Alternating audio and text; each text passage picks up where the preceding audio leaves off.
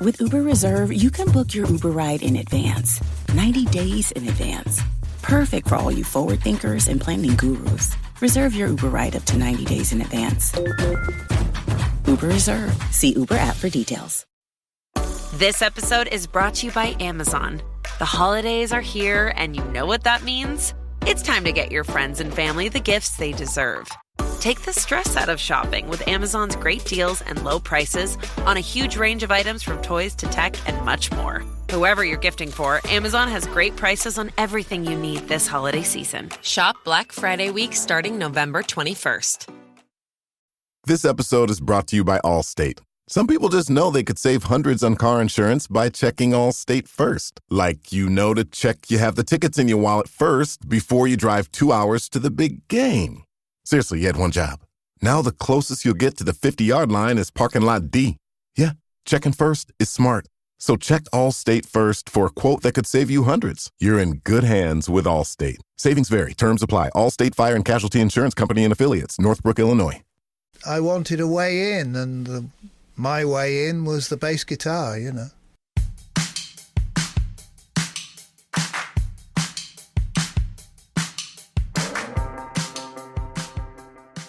Hello, and welcome to another episode of Live Through That. I'm your host, and on this podcast, we'll dig a little deeper into a pivotal moment into the lives of some of my favorite artists from the 80s and 90s. We're back on track this week with a brand new episode. And just a reminder to subscribe wherever you listen to podcasts so you'll know when the latest episode comes out. One of my all-time favorite bands is the British band XTC, and this week I'm honored and delighted to have the band's bassist, songwriter, and co-founder Colin Moulding on the show. He was the songwriter of the band's first few hits, Life Begins at the Hop, Making Plans for Nigel, and Generals and Majors. His musical ambition started early, at age 15, when he left school to pursue a different sort of education.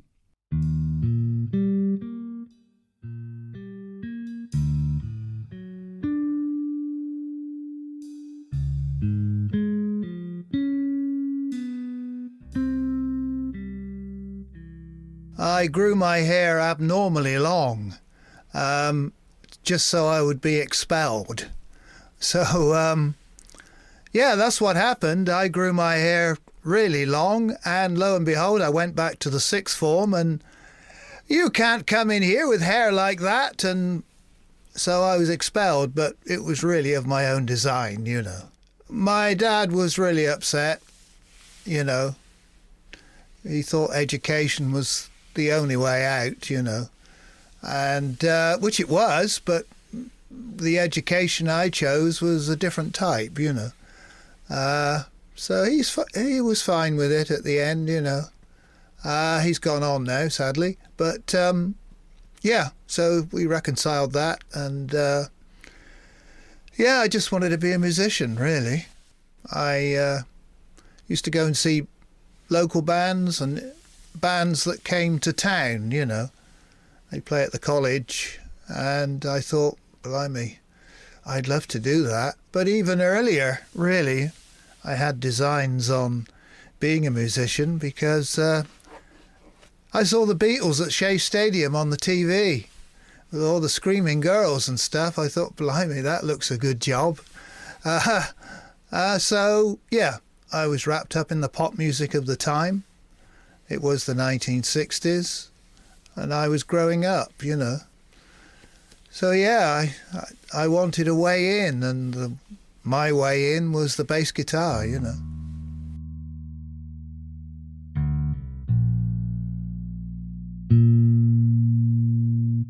I bought a bass guitar, not from Kempster's, but the rival music shop down the road, and 100-watt stack, which was unheard of for a 15-year-old.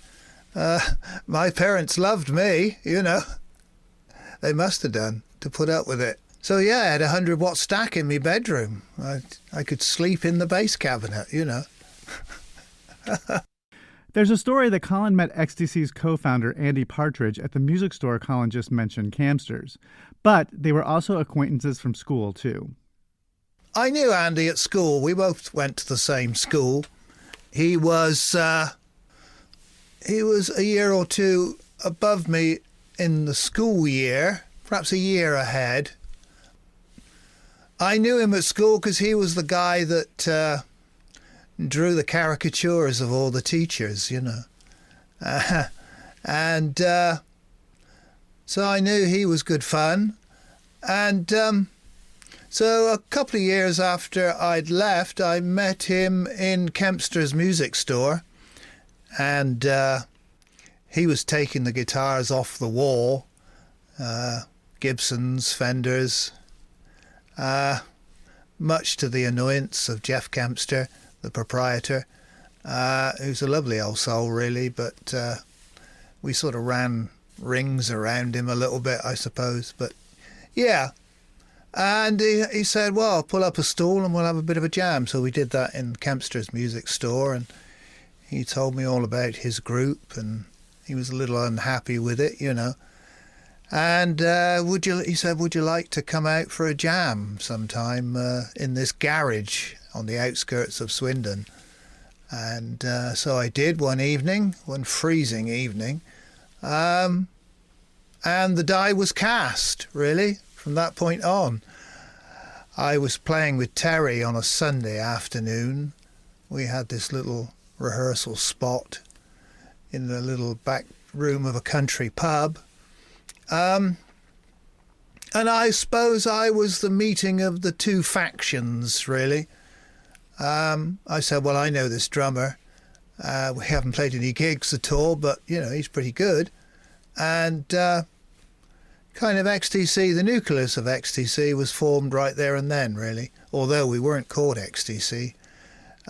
We inherited Andy's name from his previous group, which was called Star Park, and then subsequently became the Helium Kids a few months later. I think we were the Snakes for about 3 weeks. And then eventually becoming XTC in about 1975, you know. Making Plans for Nigel, a song written by Colin, became a breakthrough of sorts for XTC. I'm quite proud of Nigel. It was kind of fresh and new at the time. Some of the ones on the first 2 albums weren't so good, but then I wasn't really the initial writer of the band. Andy was the only writer at one point, and then somebody said, oh, Colin, you ought to write, you know, otherwise you'll miss out, you know. So I began writing, and some of the stuff on White Music and Go To I don't think were particularly good, but I got better, you know. And some of the stuff on Drums and Wires was much improved. And we had a hit, and I wrote it, my God, you know. It was a little odd because I wasn't the writer, really, up till then. But I ended up writing a hit, which was kind of went against the grain a little bit, you know. So, yeah, I began to improve. That song, like much of what XTC had released, had a distinctive style not heard on the radio at the time. How did they develop that sound? Well, we had a fascination with discords, I think. Certainly early on, you know. I think we liked groups like Devo and a lot of the American groups, I think. See, punk, when it came out, it was more political than what we were. All our songs were about dance crazes and sci-fi scenarios, really. So we were quite at odds. But I think record companies were totally confused by punk. They didn't know what to make of it. The ethos of it, that you can just get up and do it, was very good, I think. But gradually, I think a lot of bands got signed that shouldn't have been signed, really. Because, you know, record companies were jumping on a bandwagon, I think. So we jumped on it. Thought, well, once we're inside the door, we can prove ourselves, and I think we did, you know. So, yeah, it was a very confusing time for record companies, I think, punk. 1986 Skylarking album is, in my opinion, a masterpiece and a high watermark for the band. There are lots of stories around the creation of that record, and I asked Colin about his impressions of that time. I think it is our best. Yeah, I think it's a high point, certainly, yeah. It was a bit of a weird 3 months, really. We started off recording at Bearsville, not Bearsville Studios, but Todd had a recording set up at a place called Mink Hollow, which a lot of people will recognise that title from his albums. And we recorded up at his place, really. And he put us up in the guest house. I think he'd built himself a place on the hill. So we were at the guest house and we would walk up to the studio and meet Todd at the studio, you know. So he had a fair bit of ground there, and yeah, it seemed a good little setup. The problem is that Prairie, the drummer, who Todd had selected, was in San Francisco, and we're kind of used to starting as like the bass and the drums, and then building on the rock, you know. So for the first 3 weeks, we just booked tape space, really, and the click, you know, to get the tempo, and that was it, really. So it was the album really didn't get into the meat and the gravy until we got to San Francisco 3 weeks later, you know. Yeah, it was an experience, but it was kind of Todd's a producer of the old sort. In other words, it's like a George Martin type figure, you know, that he wants to call the shots, you know, and conduct the proceedings. And really, up until that point, really, Andy had a bigger finger in the pie than what he was getting on Skylarking. And I think there lies the rub, really. He's not used to someone taking over, you know. So, yeah, so it was, his bedroom and mine were close together, and there was a partition between the two, and like we would talk through the partition. It was a bit odd.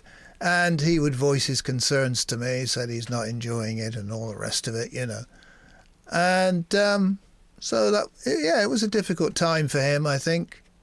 But, yeah, I had a few medical problems as well, so it was a bit tough. But, yeah, I think when we got to San Francisco, with other personnel around us, and we were able to rehearse the songs, things got better, I think. The working relationship improved, I think, with other people coming in and playing, you know.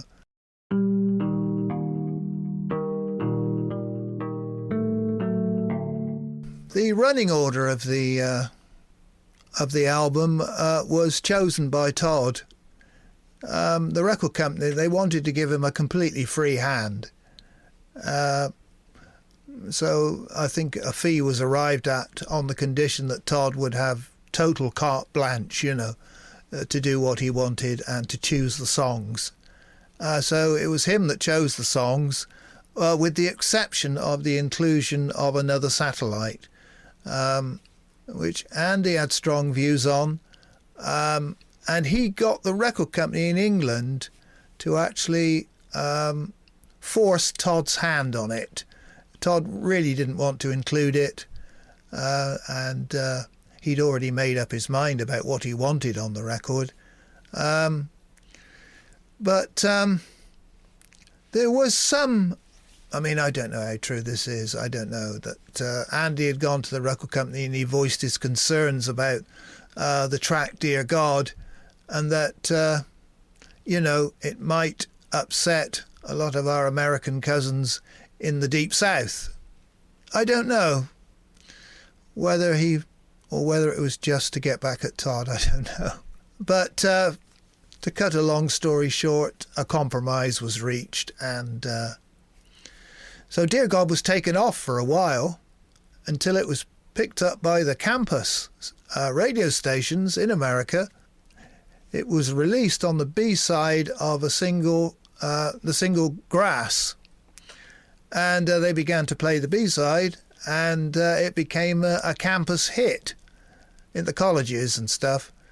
So in the end, it had to be reinstated. But by that time, CDs were coming in, so it all became academic, because you could include more tracks anyway. So another satellite and Dear God got put on. I was curious about the fact that the record company gave Todd Rundgren, the producer, free rein over the record, and was curious about how Colin felt about that. We hadn't had the prospect of somebody else coming in and choosing the songs. There was a little bit of that at the beginning when we were more of a singles band than what we subsequently became. Record companies would ask for certain tracks to be on because of their single potential. But we hadn't had it since the early days, you know. And here was a situation where somebody was coming in and basically telling us what the album's going to be, you know. That was something new, you know.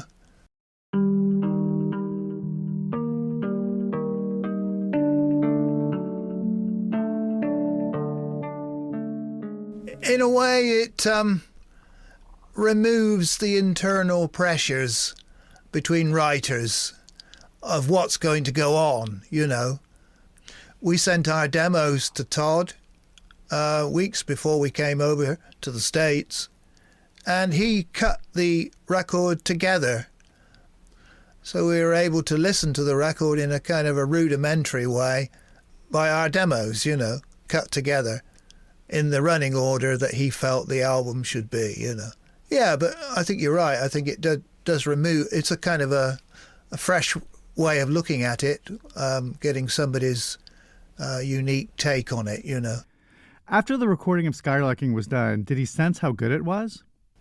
Well, I thought it was interesting. There's some interesting songs on there. I don't know. I don't think any album you get that feeling that there's going to be a smash. You know, you just think, yeah, this is interesting material, but who knows what's going to take off? I mean, you know, that's the question, isn't it? We'd all be, if we had that sort of hindsight, we'd all be okay, wouldn't we? You know, that's the thing about pop music. It's nobody knows, do they? Nobody knows what's going to go. So, yeah, I just knew that the material was interesting, and it was interesting to work on. So that was all I knew, you know.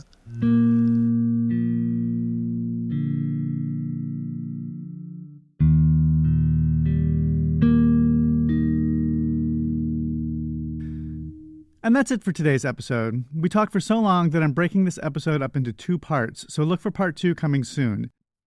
Thank you so much to Colin for his patience and his time in recording these episodes. It truly was an honor. And a quick reminder that you can buy my book on 80s musicians and where they are today, 80s Redux, and its sequel, Live Through That, on 90s artists, wherever you buy your books. And if you like this show, please leave a review where you're listening. It always helps others find us. And of course, subscribe so that you'll know when the latest episode comes out. You can also follow me on Threads at Mike Hipple and Facebook at Mike Hipple Photo, all one word. Thanks for listening.